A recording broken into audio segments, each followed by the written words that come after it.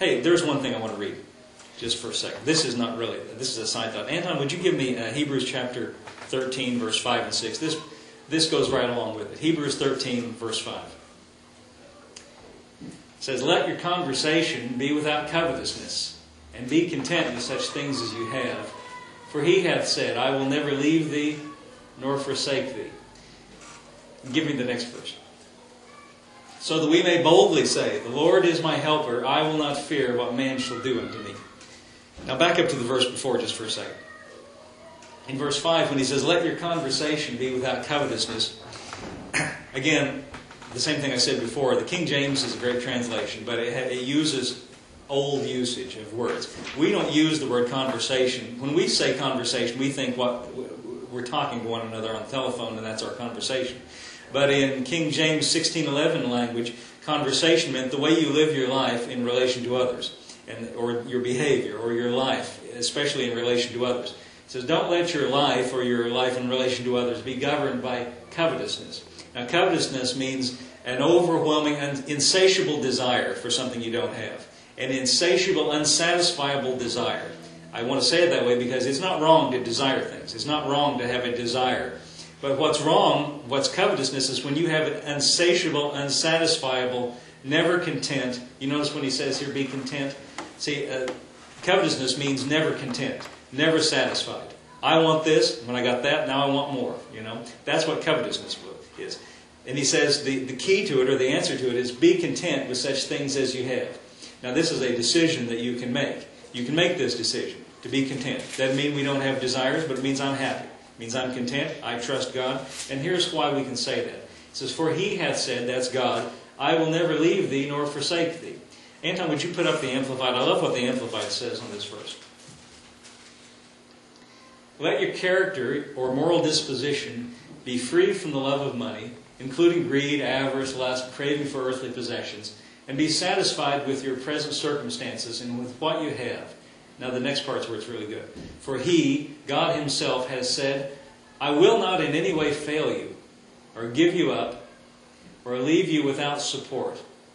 I will not in any degree leave you helpless, nor forsake, or let you down, or relax my hold on you.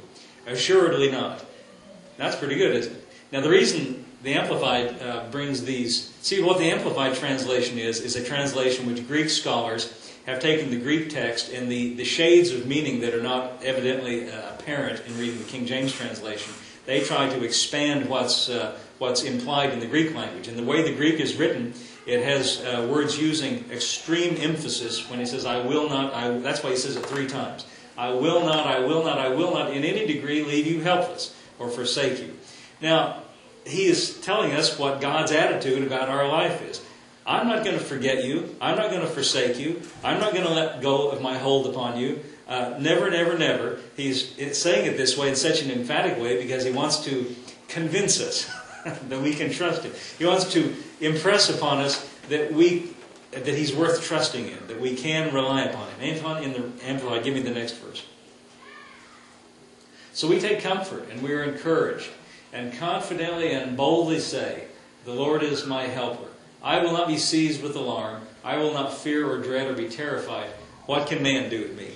That's a good attitude to have. The way Paul says it in Romans chapter 8 is, if God be for us, who can be against us? Amen. See, we are citizens of a higher realm, which is higher and greater than the earth, and we have a sovereign which is more powerful and greater than anything, any of the transient things. See, the thing we have to remember about things on the earth, everything on the earth is temporary. Everything on the earth is transient. Everything on the earth is in a state of flux and change. But you know what? There is something going on the earth that is God. And there is something happening, and it's happened so slow and in such a subtle way that we don't always have confidence that it's happening. Go to Luke's Gospel. Anton, I'm going back to King James. Luke's Gospel, chapter 17, verse 21. Luke 17:21, just for a minute. I want to continue just for a few moments about what Jesus said when he says, seek ye first the kingdom of God. I want to talk about that. The kingdom of God means where God rules, or the rulership of God. Luke chapter 17 and verse 21. How about verse 20? Let's get verse 20. And when he was, this is Jesus, when he was demanded of the Pharisees when the kingdom of God should come, he answered them and said, the kingdom of God cometh not with observation, or literally with outward observation. The Pharisees evidently heard Jesus talking about the kingdom of God. Maybe they heard what he said in Matthew chapter 6 when he said, seek ye first the kingdom of God.